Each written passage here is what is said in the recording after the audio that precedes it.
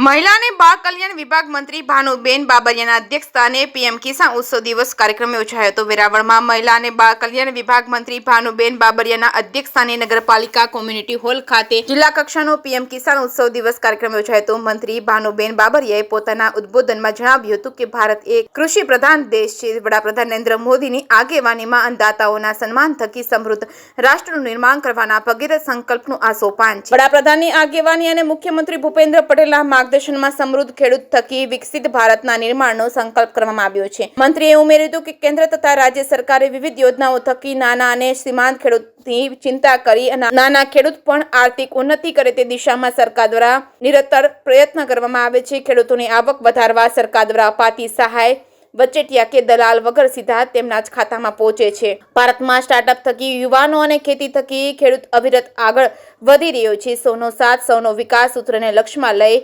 રાજ્ય સરકાર અવિરત વિકાસના પંથે આગળ વધી રહ્યું છે। જે કે સિંહ ગુજરાતી સાથે મહેશ વાજા, સોમનાથ।